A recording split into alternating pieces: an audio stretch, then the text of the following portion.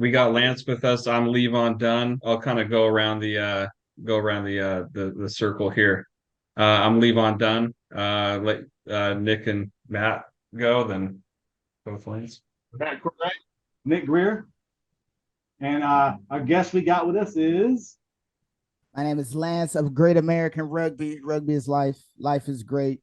Always live in gratitude, and let's enjoy this rugby life, right? El Boogie.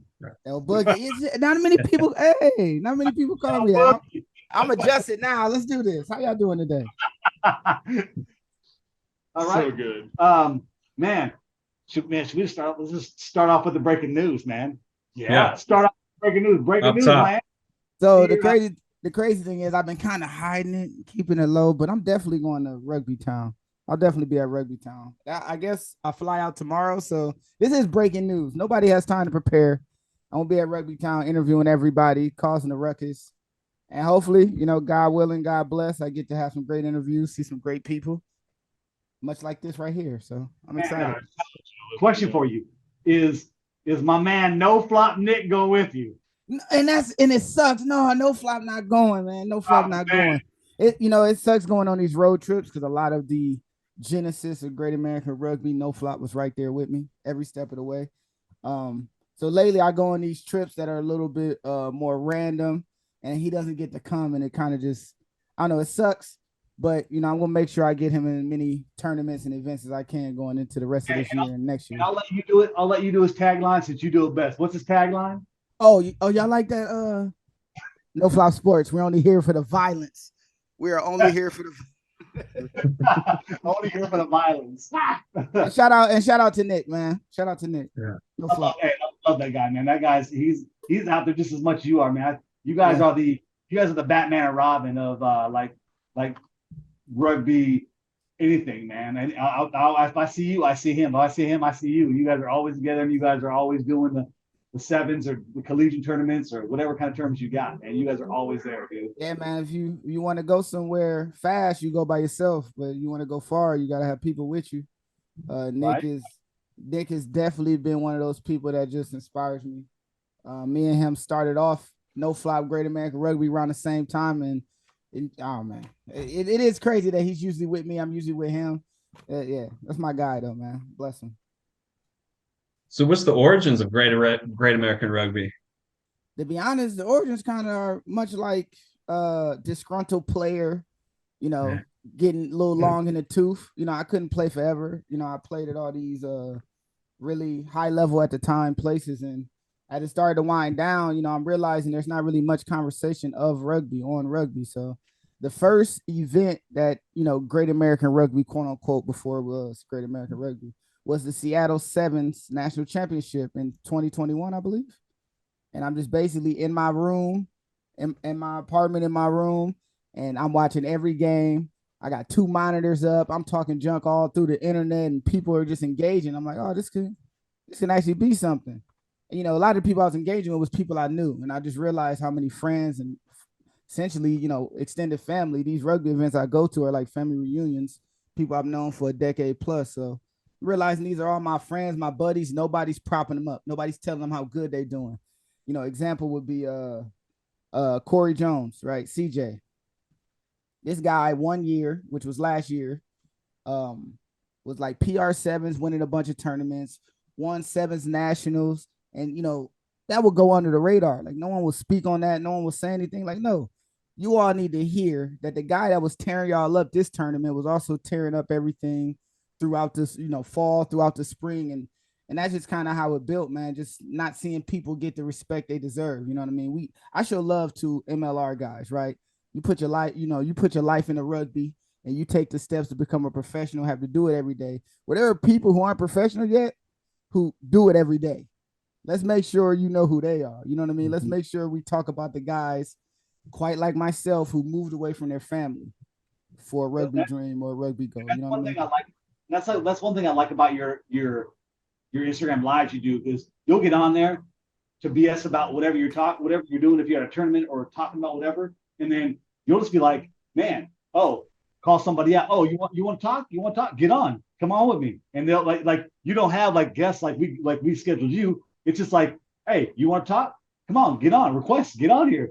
And I mean, call out whether they're talking trash or whether you just want to BS with them, man. And that I love that. But that's also part of it too. Like we have so many different sports media sections, right? If we're talking about different sports, football has guys that analyze the X's and O's, who talk about trades, who talk about, players arguing. Like we gotta have that. And just popping up every so often and saying, hey guys, we're gonna talk about what just happened. You guys saw this national tournament.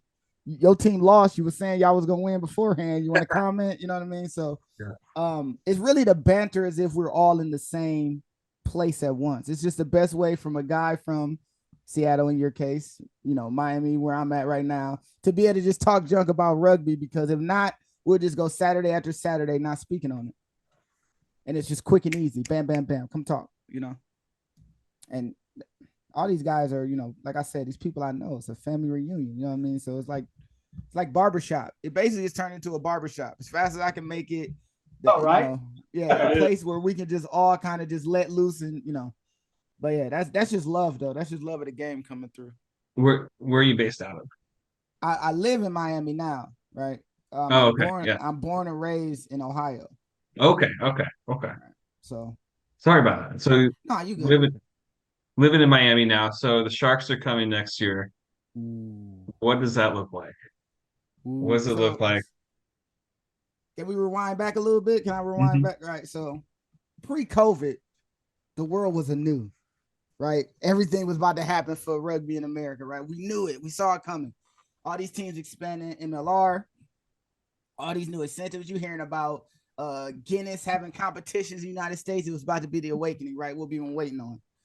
I've heard rumblings of a team in Miami since the beginning of 2021, the end of 2020, excuse me, the beginning of 2020, the end of 2019, excuse me. I heard these rumblings, right?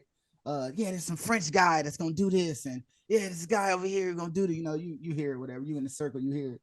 And once COVID happened, I just knew that was the end of it, right?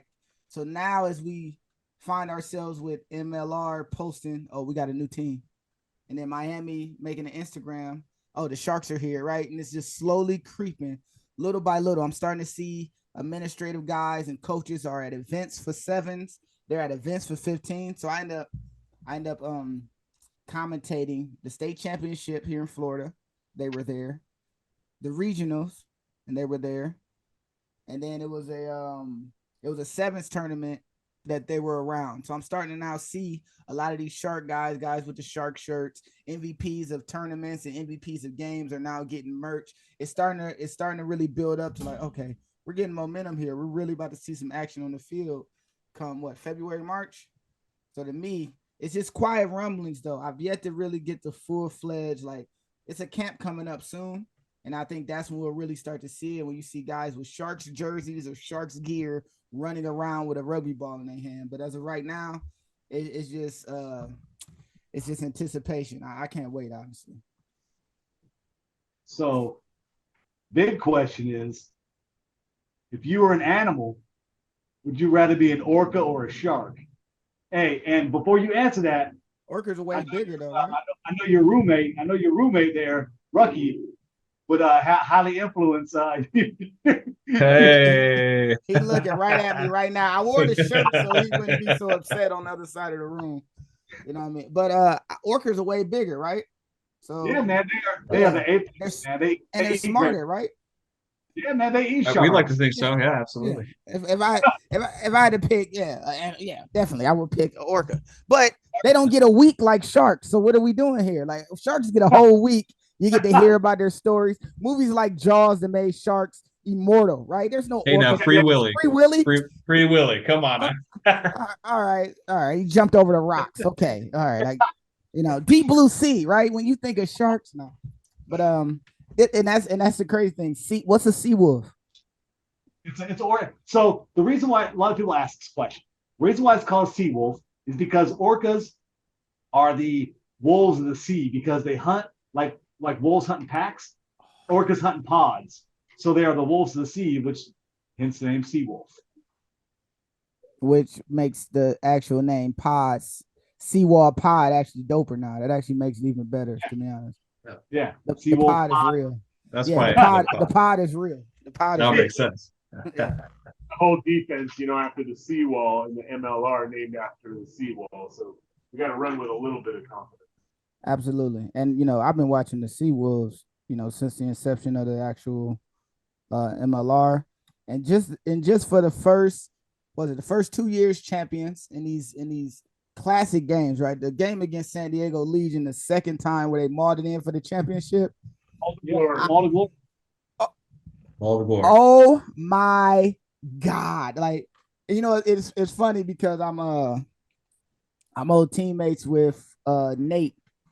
So I played with Nate, like, and he's San Diego Legion, like he's the man for them. Like he's like, a symbol of their, past and future. And I had an idea for a sketch and it involved that. And as I'm like talking about it all excited, thinking like, content creator, great idea. Hey, listen to this. And I can just see the look on his face like, this isn't funny. That's not a good skit. And like, I didn't think about it till like a week later. Like, was that not a good idea? He didn't really. Oh, he was on the field when that happened. Oh, that's not cool. That's not cool. My bad, bro. But I've really been enjoying the Seawolves, especially with the research that they had, not this past season, but the season before, when all the barriers fall and the West Side teams get kicked out and all that goofiness, they step up. They step up and win 2 and get to the championship and play a New York team, maybe a little bit of destiny in that New York team, maybe. But they actually had a shot to win it. You know what I mean? And that, to me, it says a lot about Seattle, the way they just can come from, y'all not in the playoffs, or excuse me, y'all not in the playoffs. Oh, if y'all win this last game against the champion of the year before you're in the playoffs, they make it the playoffs, beating more teams all the way through. Like it was a great ending for Seawolves. Yep. Yeah, that was energy in the Coliseum in LA, the last game of the season. Very much weird. Yeah. I watched that. Me and actually No Flop Nick watched that game on my couch, right? And the whole time I'm what's up? Go ahead.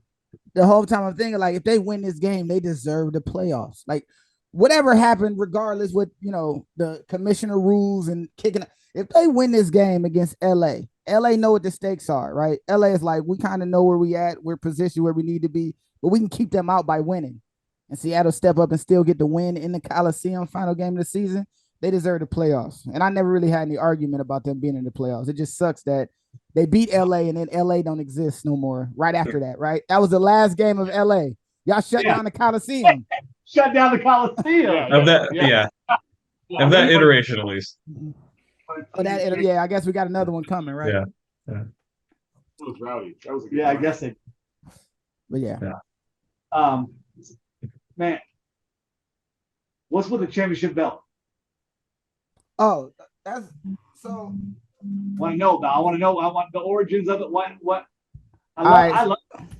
So essentially, what's the easiest way to get people to understand what you're about, what you stand for, other than like a billboard, right? I need like a mobile billboard. If I carry something around, as soon as you see it, you say that represents him and what he's about, or what And for me to be able to put, which is just my, the slogan, "Rugby is life and life is great," at the top. Live in gratitude, which is a great American rugby tradition. I'm gonna have you gentlemen do this when this as we wind down later on. But the great American rugby tradition is to give thanks to someone who helped you along your rugby journey. If I can walk around with anything that says, be grateful of what's going on, enjoy rugby while you're in it, and it's attention seeker kind of thing, not attention seeker, but attention grabber. It's like the perfect, it's like marketing and brand solidifying the brand all at once. And then it's a great conversational starter. People walk up to me all the time, yo, that belt, da da da da. Some people hate it, some people love it, whatever. That's why Rocky has them. Because it's a good conversation starter, and everybody wants to take pictures with them. And a lot of people that don't win against us hate them. Right. I'm gonna be honest though, if I'd have known that Rocky had a belt like that, I probably wouldn't have got it, man. I'm trying to be as original as possible. You got 2 of them? Before this ends, I'll walk in and grab them and bring them out. Yeah, I need to see him. Also, I would like to hold him at some point when the Sharks play the Seawolves. Just like anytime you can, anytime you want to, bro. Yeah, come up, billet you. I mean, like, come on up. Yeah, man. If Miami plays up here, come on up, man. Yeah. I have no choice at this point. I think I'm gonna have to, right? Oh yeah, we'll have Oh, a yeah. great time. I'm wearing the same shirt. I'm wearing the same shirt. Yeah. Right? This right here. Rocky, Wearing the same shirt. always support and love, man. I love it, dude. So Yeah, good. man. But like stuff like that, like imagine, Great American Rugby is Lance. It's in a sense. It's just like if I don't do anything, this thing is not moving. It don't go. Right. If I want to be lazy, stuff don't get done. Right. So a lot of my free time is kind of spent on what is the best way to really keep this thing moving, right? What's the best way to progress? And when I saw the belt, I probably haggled in my mind for about a week. I get it. No, I shouldn't. No, I get it. But once I kind of realized, like, we need more pop in the game. We need more showmanship, right? This is one thing about rugby that's different than most other sports is there's an old guard in rugby that if you score a try and you celebrate, you're bad, right? Mhm. If you make a smashing tackle and you get up and emotionally show it, it's a bad thing, right?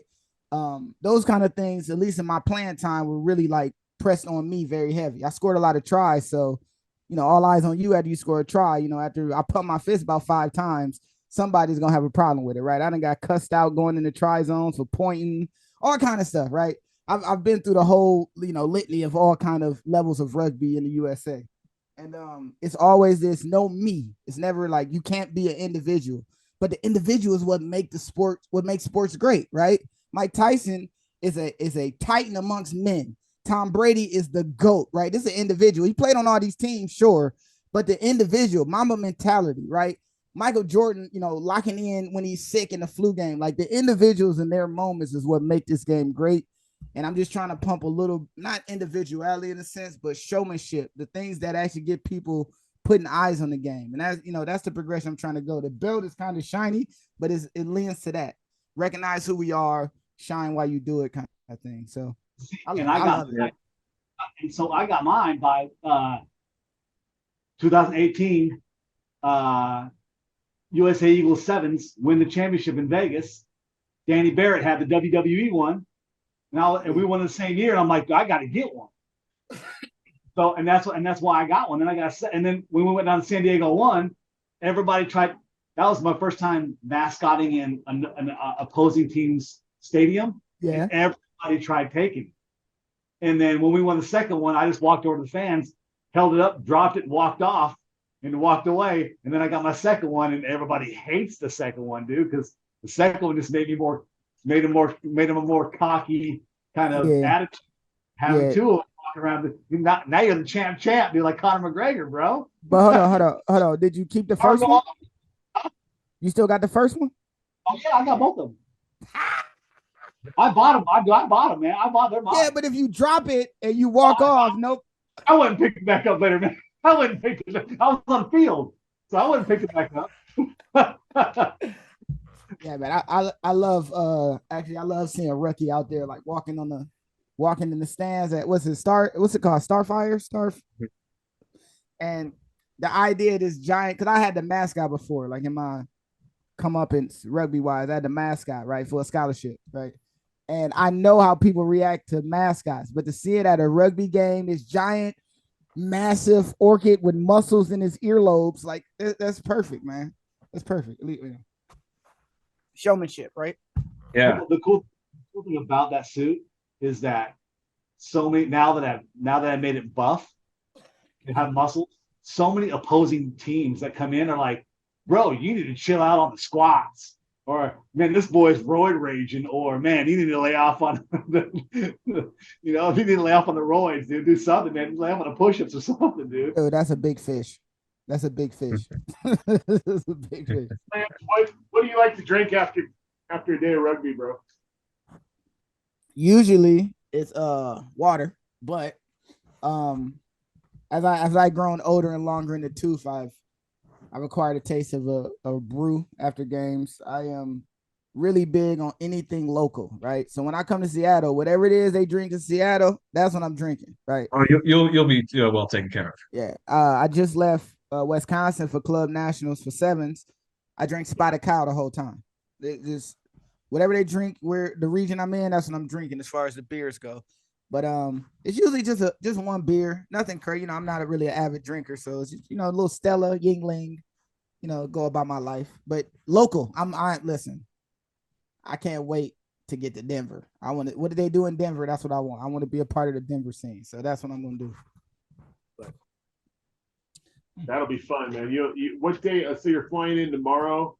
What time? It starts at what, 11? Yeah, but I won't be there for the first day, so I'll miss, 2 or 3 games from every team. But I'll be watching them, and I'll be there Saturday. Saturday's a rugby day anyway. I'll be there Saturday, see the Armed Forces finale and all of that, and Sticking around Sunday. Yeah, I don't fly out till Monday, so I pretty much set myself up to really enjoy the entire experience, like trying to get to the dinner afterward. I'm trying to do the whole thing. Like, it's not just for the rugby, it's the entire, because I've never been to Rugby Town, right? And I've never seen the tournament live in person. I've only been to the field one time, and I've never seen anybody play inside of it, right? So to me, this is gonna be a new one for me. So I look forward to it. Really, I've never even been to the field, man. I've never been there. Period. Oh, man, okay. Well, it's an experience. You're gonna love it.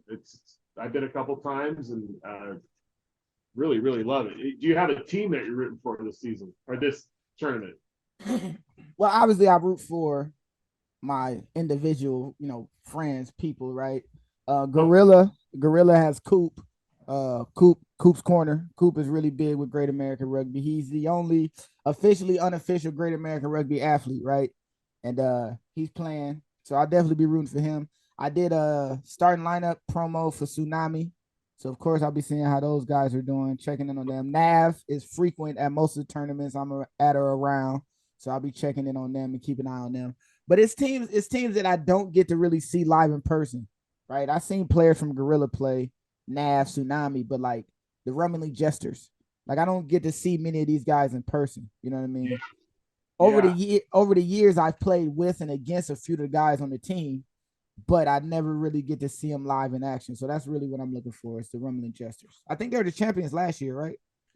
Yeah, they were. The Berry family is real. His dad, the dad owns the team or runs the team, if you will, and then typically Steve Lewis, the GM of New York.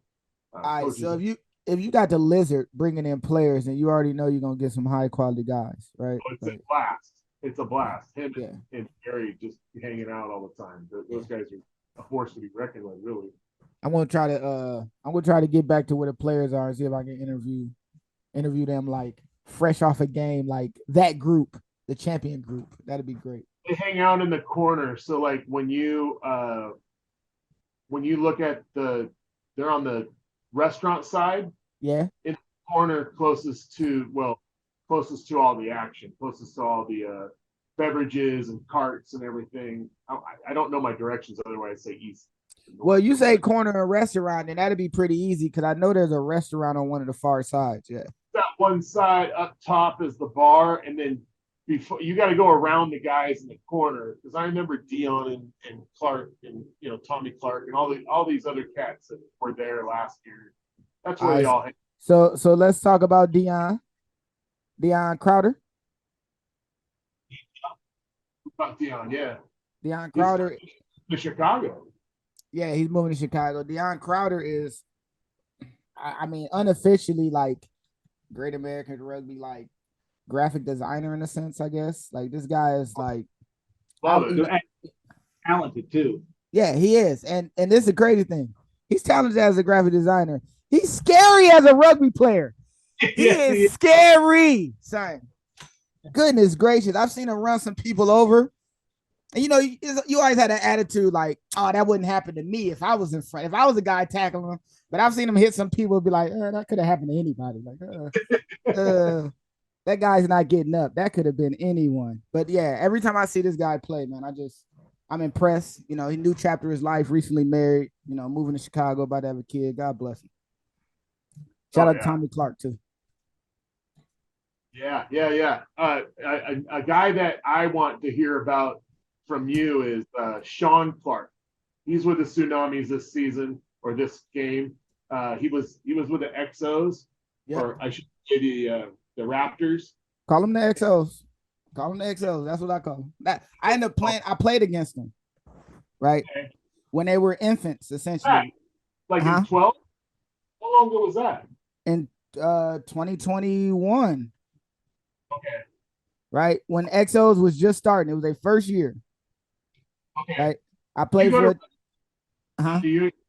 Okay, because they played their first year in Rugby Town 21. Right.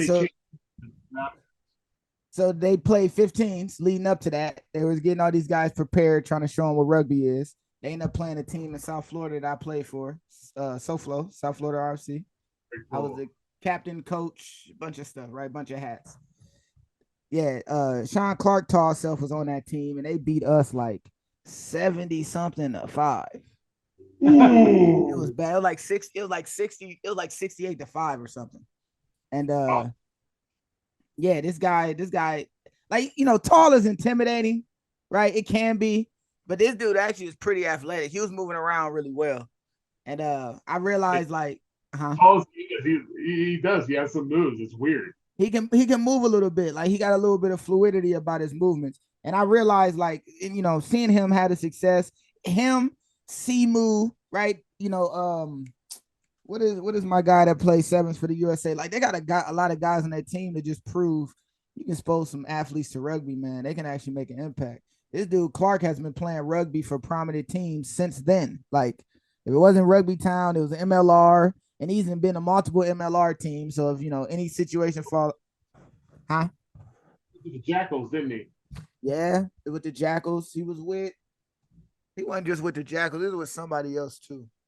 Okay. But yeah, man, I'm pretty impressed with these XO American Raptors guys. The injection of just athletes in the rugby. You know, we just got to catch them when they 12, right? Catch them when they 10 instead of when they 23, and you know, maybe we'll make a World Cup or two. Remember that. What are you doing down there to help grow the sport? I mean, now that you guys are getting an MLR team, I mean, like, is that going to help you at all? Well, if you look at the actual USA ecosystem, right, and you try to find the places that are the most, has the most rugby going on, a lot of them really do central around MLR teams, right? New York is a hotbed, right? They're forcing into LA. They're going to make this LA thing happen, right? Seattle has a history that's, you know, legendary. Chicago needed a team. They got one, right? DC has a lot of good teams in that area, the DMV, the MAC conference. I don't expect it to be as fast as you know, maybe like fast development to where the youth teams and everything kind of synchronize and to work out like a place like Atlanta before they tore it down. But it can't do anything but help because now there's an awareness about it. You know, that's the biggest thing. But it sucks that this happens right when Messi gets here. Nobody care about rugby if Messi is right down the street, right? But right, it makes it tough. It makes it really hard. The Spanish community here are football fanatics, right? But a professional team is a step in the right direction, especially if they go to all of the neighborhoods, if they get the ball moving in some of these neighborhoods. Now, what I can do to grow the game, you know, my final goal and aspiration is to have a youth team. Now, that's, you know, years down the line, right? But where I stand as and you know, these are air quotes, influencer, you know, the biggest thing I can do is go to, you know, schools. You know, I spent time as a teacher, spent time as a youth coach. I've coached sports for what? I mean, now we're going on, you know, 16 years or something ridiculous, right? Coaching some kind of capacity. All I can do is just show how fun rugby is. And that's part of the great American rugby, always loving life kind of thing. Like, man, look, you know, especially if these kids from the inner cities here in Miami or some of these places in Miami, let's get a rugby ball in your hand. You don't have to play football. You can play both. Let's get a rugby ball in your hand. Let's see if you like this one. Let's see if you like the differences. You know, football is a lot of rough and tumble. Let's play a game with a little bit more finesse, speed, timing, a little bit of a fluidity, right? And that's where my hand is, I believe. It's spreading the gospel of rugby, you know, and, you know, I try my best, and it's going slowly but surely. Getting in contact with a lot of these locals here is really the biggest step, right? Like, think of rappers and influence, Rick Ross, Uncle Luke, these guys with like youth sports clinics and leagues, right? Tyreek Hill has a football league that plays every weekend right around the corner from me, right? So getting out there with a rugby ball or, Great American Rugby belt and talking about rugby is those kind of steps that I would have to take. But my approach is really youth love and grassroots as far as here in Florida. But I would much rather speak about how rugby changed my life, and maybe that'll get people to really gravitate towards it like I did. Very cool. Devon, you want to go? Yeah, sorry, buddy.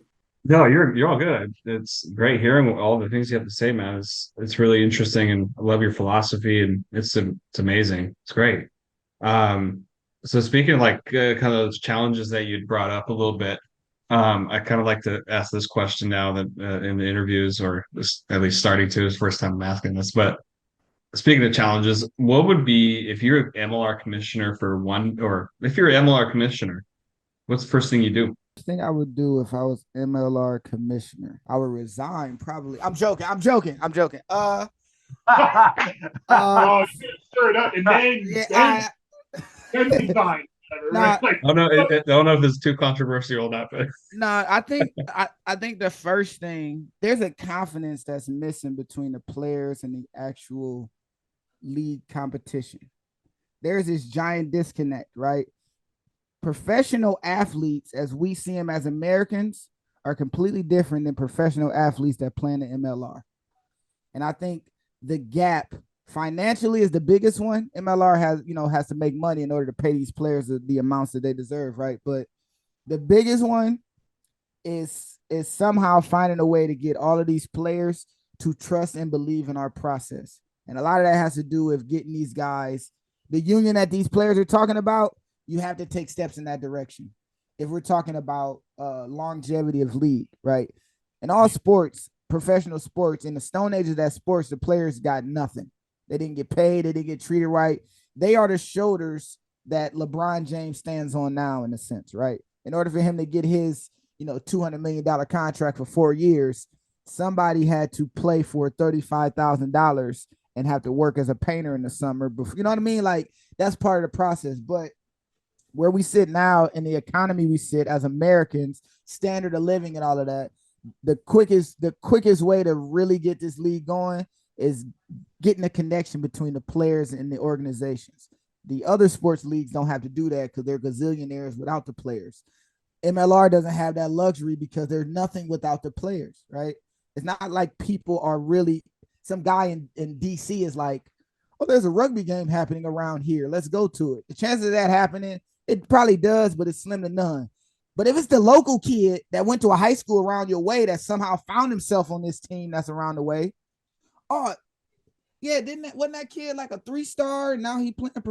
I'll go check him out. He's a local guy. Finding the connections between the community and the players, and also creating a connection between the players and the actual league office is a big step. Because as long as these players are on Instagram trashing the league, you know what I mean? It makes every decision they make as if they're like literally like on some Stockholm syndrome. Like the players have no choice but to go with it and appreciate it, but you can tell they hate it. You can tell they don't like it. You can tell that they would rather it be another way. Find a connection. Stop having all these players with this union now on their Instagram surrounding a profile picture. Stop having players build up a cause against you. Figure out a way to make it work financially with this group of players you have, and then go from there. Yeah, we don't have the luxury of like the WNBA, who has the NBA, because the WNBA, they've never made a profit in 20 years. Right. They've lost Right. 20 years straight. Right. And they rely on LeBron James. They're supplemented, right? Yeah, it wouldn't mean anything without the NBA. Just like the MLS with the NFL, Yeah, right? and we don't have that. We don't have yeah, that. they tandem. Yeah.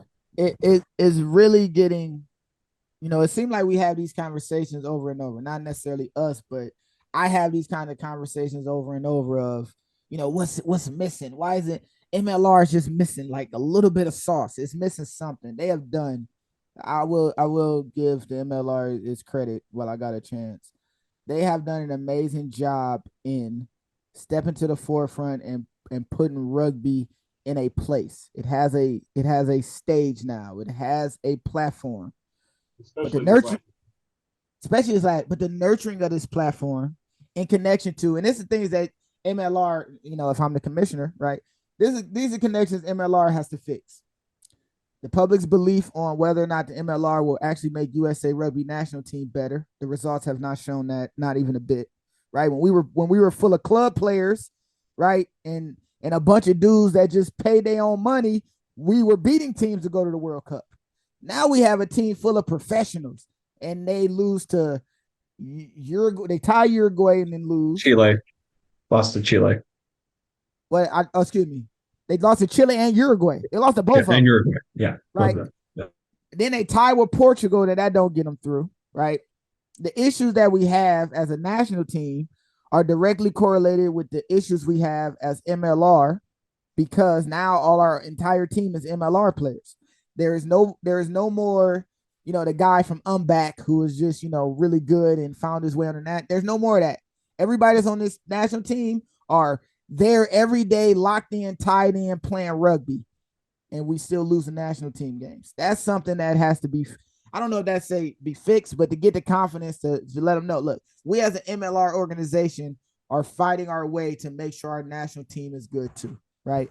And that includes not having teams full of foreigners or Aussies. And then there's a whole new conversation that always get played out in these backgrounds, right? This is, y'all didn't, whatever. Y'all definitely didn't have these conversations, or at least been around these conversations, right?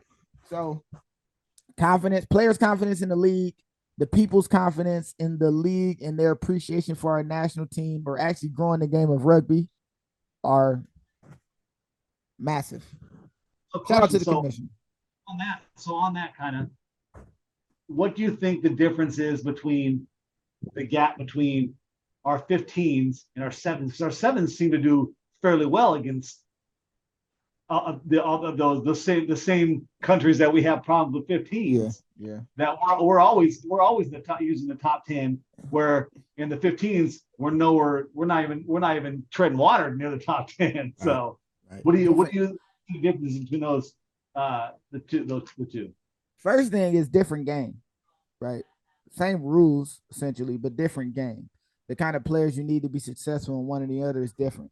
The kind of synergy and cohesion that a 15s team need to win games compared to a 7s team is also massively different. It's good that a 7s team are in sync with each other, of course. That's not what I'm saying. But 15s teams, the good ones, have to play with such a rigid structure and a understanding when things fall apart and how to fix it, that you have to be around each other, work together, play together, understand a system together in order to have success. Especially you're talking about like national team who are guys from all over, and then they show up for a week and try to put it together to fix it. Then you play against Chile, who they all live together or around each other, and they practice, it's the same 30-ish people that have been working together for 6-7 months.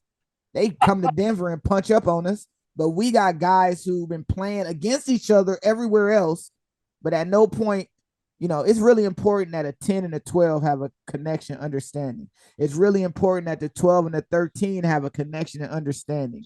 It's really important that the 13 understand what the winger going to do on set piece so that he can know what he has to cover, what he can let go. The fullback, you have a job to do. We need you to do that job, but it also relies on the kind of winger you got and what kind of rapport you got with him. And it's a whole bunch of different things in 15s that in order to be successful, you have to have.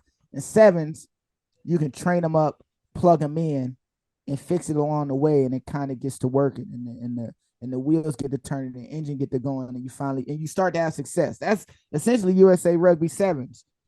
Plugging in great players, training them up, cycling them in. After we cycled in and out, a few dozen people, we're out here winning tournaments, right? We USA 7s in Vegas, right? That team, legendary. You know what I mean? That team had Cody was on that team. Perry was on that team. Carlin was on that team. If you get to name it player for player, these 7s guys that were on that team that won Vegas are staple guys. Some of the best essentially, right? And then they all get to work together, live together, put it all in together, and now they're winning. Don't work the same with 15s, especially on the international stage, because the margin for error is damn near non-existent. You half a second late, you're giving up points. You know what I mean? And that's how you can lose to a team like Chile. But in sevens, they wouldn't even deserve to be on the field with us. But in 15s, yeah, they're a sneaker game. You know what I mean? And and also it's the I believe in sevens we're getting closer to the best of the best that we possibly can get, right?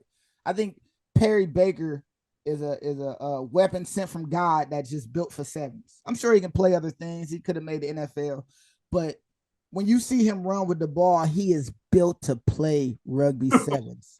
Highlight maker, dude. Right. He is like God has touched you with the gift of sevens, right? And then you know, no offense to our 15s team. I'm not trying to take jabs at them. But I don't think on the 15 side we necessarily get the absolute best that we're supposed to have every single time. It's getting closer to that, maybe, but then we lose. So does it prove it? You know what I mean?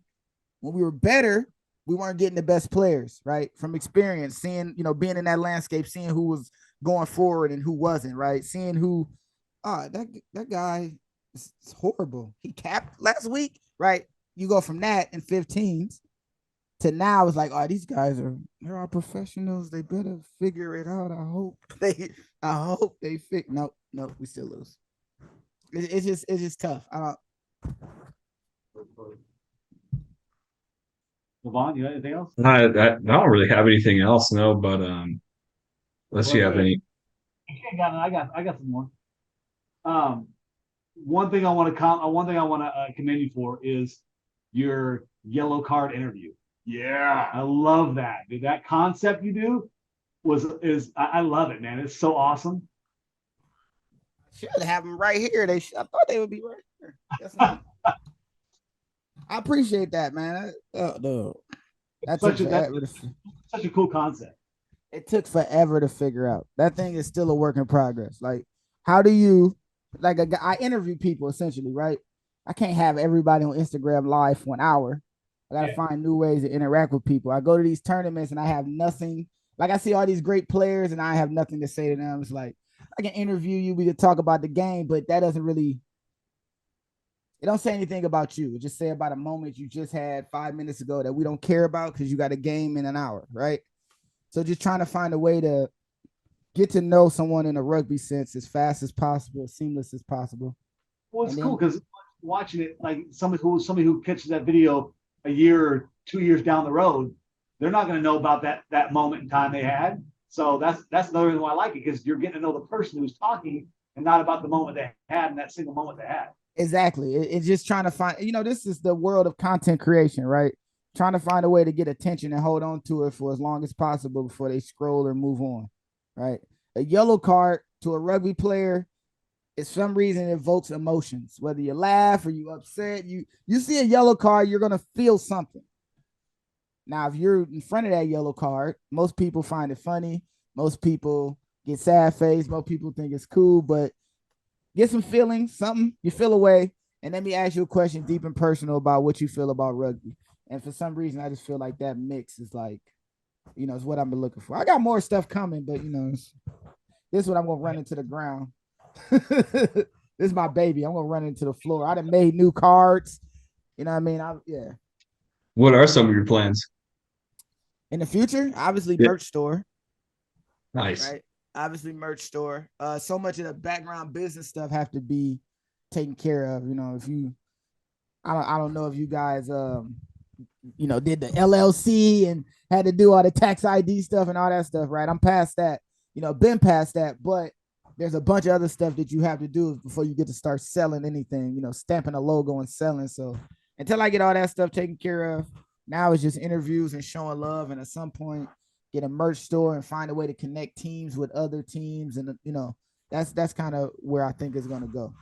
Hey, well, I know a guy. If you ever need a model for your gear, I might know a buff whale who might want to throw some on and do some modeling for you, bro.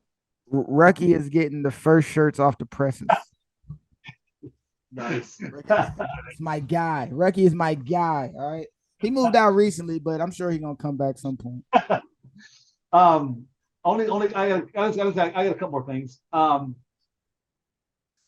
speaking of you talking about interviews, who was the most interesting person that you've had a chance to interview, and who's the most interesting person that you want to interview in the future? If you could pick somebody, say, hey, I want to interview this person no matter what, who would it be? Wow. Well, the most interesting person I've interviewed so far, it's a few of them, right? Like Mike Friday, right? You let the geezer talk, he will regale you of tales of old great stories with character development and depth, right? He will actually give you a full-on story that you actually learn something from. Like, it's weird talking to him. Every time I see him, it's just like, it's Mike Friday, like the cool, like our Olympics coach is like this cool dude, right? He chill, right? Now this is me not having to be a player. If I was a player of his, I probably feel different. Him running me into the ground every day. But Mike Friday is one of the more interesting. Jihad Kabir, who plays for he played for AIC in college, Beltway Elite now, Rocky Gorge, and he's a very interesting person, just how his mind works and how he analyzes the game and sees the game. So having conversation with him, we can talk S's and O's, but we also can talk about the salacious and it can go either way. But if I had to pick someone to interview, I'll be honest, I really want to have conversations with the rugby legends of old at this point, right? Obviously, it'd be great to have a conversation with like Todd Clever, legendary, right? I want to have a conversation, an interview with Tabu Elof, who was my coach in college, right? USA Eagle great.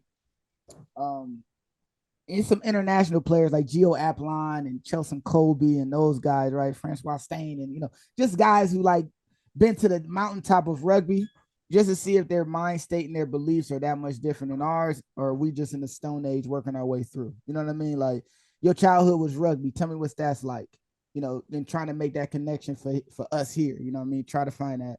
So it would be like legends of old. It'd be legends of old. And there's a few. Like, that last thing for me, man, have you buried the hatchet with Mike Brown yet? Never. No. So this is a funny thing, right? Shout out to Mike Brown. Let's get that out the way. Shout out to Mike Brown. Mike Brown went to Bowling Green State University, right? Bowling Green State University is about 30 minutes from where I grew up, right? My college, like the beginning of my college days, me and my buddies would go to Bowling Green to actually like hang out and party. We wouldn't stay in our city. We would drive to half an hour to go party. We were there so much. My fiance graduated from Bowling Green. I'm super always around Bowling Green, right? And I tried to play for Bowling Green, play for Toledo, the club. Bowling Green used to beat up on us. I was college age. I'm like, let me try to get into Bowling Green to play for them. And I just couldn't. The coach didn't care. Nobody, it was just like Bowling Green just didn't care about Lance, even though Lance spent a lot of time in and around Bowling Green, right? So that goes on for 2 years, 3 years. Bowling Green beating up on my club team, and I'm trying to go to school there. I finally get an opportunity to go to college, which is Davenport University. And lo and behold, first league game we got is Bowling Green. Mike Brown's their hooker. I'm the starting wing. Mike Brown's the hooker. Me and him have a play where like they kick the ball down the field. Our lock picks it up, and I'm running onto it when he pick it up. So he just pop it to me casually.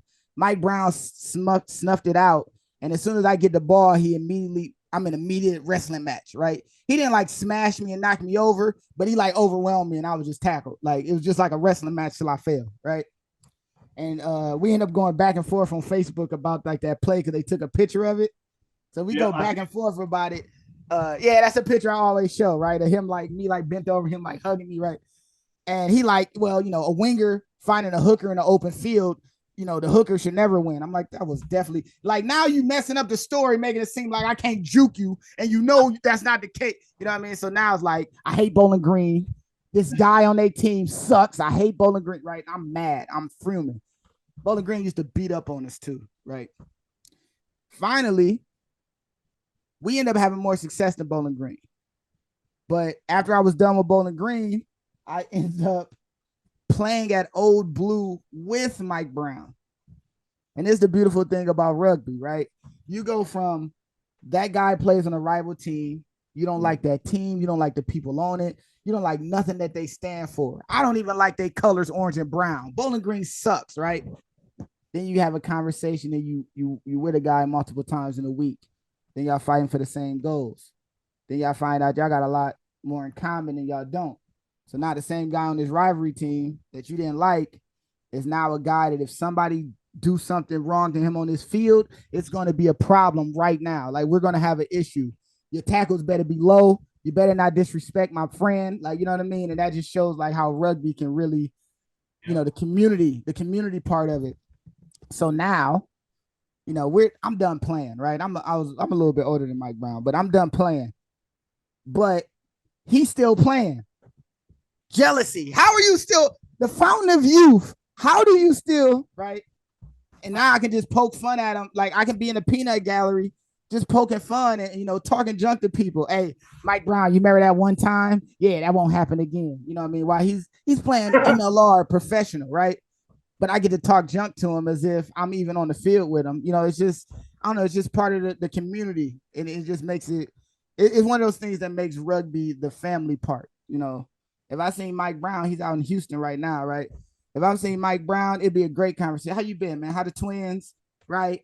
All of that, right? It's just good to hear from the guy and see that he's doing so well. But at one point, Mike Brown could have ate dirt and I wouldn't have cared. But now, it's my buddy, man. Appreciate the guy. Love it. And shout out to Mooningham as well. I love Connor, man. So Connor was my young winger in 2015 when I played for life. And, you know, this guy came out of nowhere, right? Freshman year. And, you know, if you know, in the way, you know, life is structured, there's an undergrad and there's a men's team. And for a certain part of the year, the undergrad's best players and the men's team's best players will make like an elite training group is what they would call them. And immediately Connor is a part of this group. Some freshman out of nowhere, a little lanky 6'1" kid. He had the hair at the time, I believe. He had more hair then, I believe, too. Was he out of California? Huh? Was he out of California? I think like Utah. Or I know he was like on some Mormon stuff.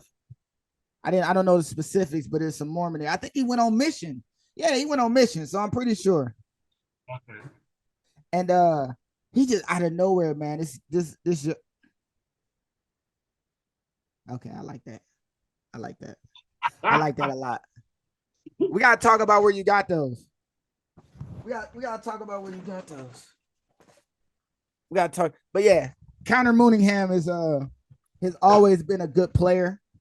And when I saw that he was going to the Seawolves, I knew like, okay, they got a good one. Bare minimum, if he's not, you know, faster, bigger, stronger than people mentally, how he approaches things, what he plays with, you know, the spirit that he plays with, you know, I always respected Connor's game. And to see him still, you know, it sucks that he got hurt. But to see him like right in the mix of a team about to go to the playoffs, right in that starting lineup mix, really putting the time in on the team that's successful was pretty dope to see. It just sucks that it didn't end the way he wanted it to. Him on AG, man, they were the best team that year too, and I really wanted to see him shine, get his moment. Like think of the luck. Imagine being on the second best team in the competition, even though they're number 2 in the West. Right when the playoffs start, no more team don't exist. Y'all had all the momentum. They were the hottest, most well-respected, loved team in the MLR at the time, especially in the social media standard, right? They had Rome running 60-meter tries as a prop down the center of the field. AGs had everything going for themselves, right? They had everything going. And right when the playoffs start, this guy no longer has a chance to fight in the playoffs. That sucked. And then next year, he moves his family because his team doesn't exist no more. He goes to a new team, fights and strives to be a starter and be right in that moment with these guys. And right when the playoffs start again, he takes another knock. It's going to be a great story. You know, when it ends, when he gets a cap for the USA and he does all the things that he was already on the path to do before he got hurt. but it just sucks. That's the ugly part of rugby. The unforgiving part. Yeah, it's a sport, really. Huh? Yeah, it's just unpredictable when you're gonna get hurt. It is. I mean, if you play like you're supposed to, full heart, mind, body, those things are just part of the game. It's the part that we hate to accept, but it adds to why we love it more, right? The danger element adds to what makes it so amazing. So it's a gift and a curse.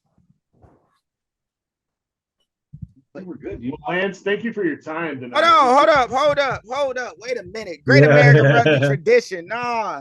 You get Great American Rugby tradition. You have to give thanks and show gratitude to someone who helped you on your rugby journey, whether it's rookie, whatever it is you do within rugby, is somebody who had to raise their hand and do something for you that you greatly appreciate. So I need y'all to share that with the class, with the congregation today, please. Go ahead, Levon.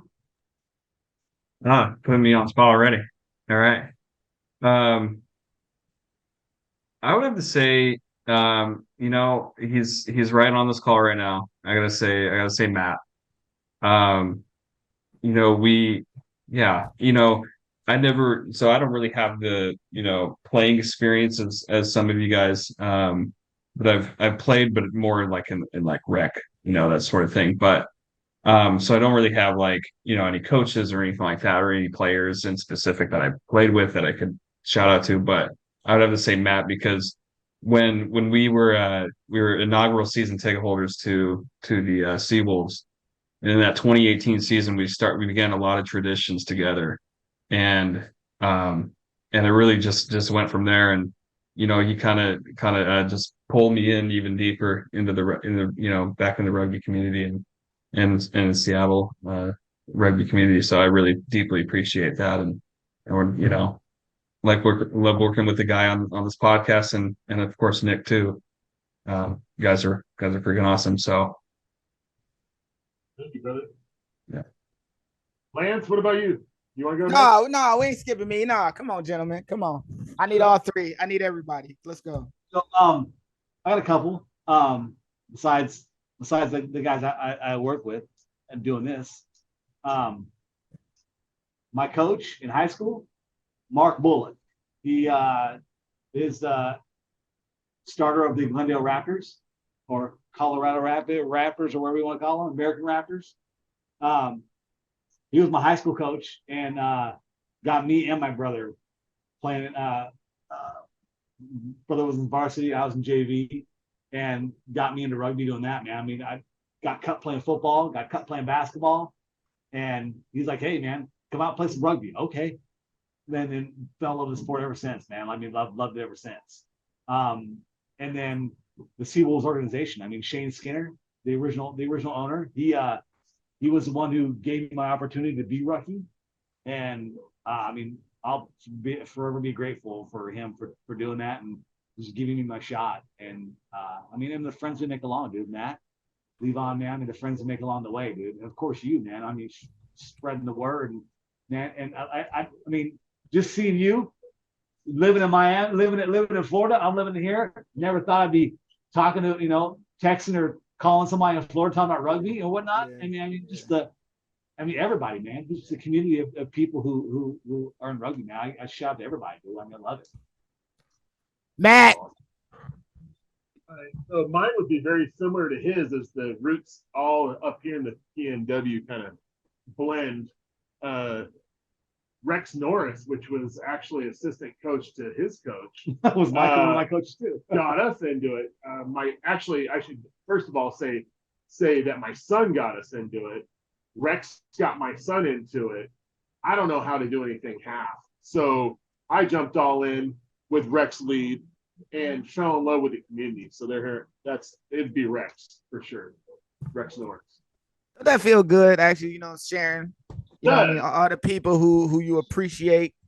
We're not guaranteed the moments, we'll see them again or be able to actually express how we feel. So while you got the opportunity, out of gratitude, you got to show love to those. Now, if you want to ask me, you did ask me.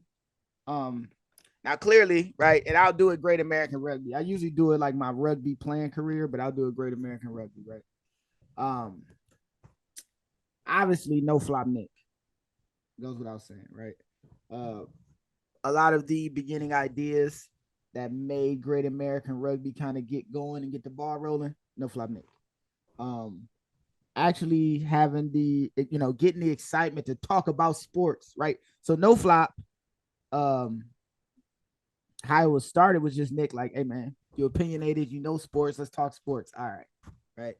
Obviously there's more to it, but that was the gist of it. And since then, just diving into rugby. Soon, no flop is going to go into all kind of just the violent sports, right? We AFL, so Australian rules football, right? Boxing, MMA, bare knuckle happens in Florida all the time. It just makes me excited to talk about sports. So if I had to thank anybody for that, it would be Nick. And then also my lady, I'm not gonna bring her on camera and nothing. She wouldn't jump on anyway. But I just came back from Club Nationals. The week before that, I was out of town 2 months. But I done been to, since the beginning of the year, Austin, Minnesota, Wisconsin, LA, New York, going to Denver this week, all through Florida in different places on different weekends. And every time I say I got a new job or a commentator or something, have fun. Tell me how it goes. And just have somebody support you is amazing. So Nick and the Queen. Those are my two every time. And it feels good to be able to say that. I'm going to play this for it later. If y'all don't edit this part out, what I'm saying? I'm going to say this to it later. So, yeah, what I mean? And obviously there's so many more people. And obviously you three. First of all, to me, this is my first interview. If there was ever, I usually interview people. People don't interview me, right? Yeah. Thanks for humoring us. Yeah. No. This is actually great, man. And maybe you can throw some words towards Nick, and maybe we can get Nick on sometime soon too. You will have Nick on very soon. You will have Nick on. You will have No Flop Sports on very soon. I'm calling a shot right now. You lucky my phone isn't in arm's reach, or he'll be knowing about it right now. Because I was like, man, if I would have known that this was a rivalry with him and Mike Brown, I was just dude, with Mike Brown. hey, I used to send pictures of Rugby with Mike Brown. Yeah. Good. Shout out to Mike Brown, man. Like even you bringing it up to make me think about those old college days where I hated this dude. I hated him and all his crude. And now I'm actually thinking, and I think of him in terms of endearment. To go through that, it's crazy. When Mike Brown was up here, I said I found Mike Brown in the stands. I was like, dude, you gotta send me a picture. I gotta send this to Lance. He's like, yeah, no problem. Right. He enjoys to be a part of that. See, Mike Brown, you know what? I take back every nice thing I said. Yeah. Shout out to Mike Brown, man. This the community part. You know what I mean? And I think that's the part of the game that, we need to be happy and blessed and lean more into. It's one of the things that's so unique to our sport. No other sport has a community the way that we do. There's no other sport. There is no other sport. If our biggest, not biggest, excuse me, if our most sacred, tangible, actual ability as rugby fans is to spread that community part, we need to put that in the forefront of everything we do and show the world that even if you don't play, come on in. Because there's a bunch of people that are photographers that never played. I'm just hearing now you didn't play, Lev, right? Yeah. Not extensively. No, just like kind of just doing rec stuff, nothing like, And it's all and it's all love the same way. Yeah. Like I think it's dope that, first of all, anybody who didn't spend extensive time playing will have an interest to talk about rugby, right? Because I don't want to talk about pickleball. I'm just telling you now. Maybe I don't know, but I'm not going to talk, right? So even that part is dope. But the community element of our game is what we need to talk about, because it's the strangest thing coming from football for me. Hold on. Y'all play each other, and then after the game, y'all go drink together? Mm-hmm. Big Fred in general, it's like, yeah, that's it. Right. Like when any other sport I play, when a tournament over, game over, event over, get out of my face, I'm going home. Right. The idea that the guy, oh, go ahead. What'd you say? No, sorry. Yeah, even as fans, it's like we all drink together before the game, and where can you see that in NFL or any other sort of sports? It's like you don't see that. You don't see us all, everybody drinking together and having food or just having a good time. Like Matt takes in all like when when we go there, you come up here, same sort of thing. Like we're all gonna be hanging out, and it's all about love. Like you said, It's it's all about the beautiful, rugby man. love. It's beautiful. And like I said, it's the one thing that we need to definitely put to the forefront. Community of it. That's why you gotta live in gratitude, and tell people how you appreciate what they do for you in the game. At least in my, humble opinion. Would it be all right with you if we took that on and started adding that to our podcast at the end to give gratitude? Would that be okay? All right. This recorded, right? Let me make sure I say this right. Yeah.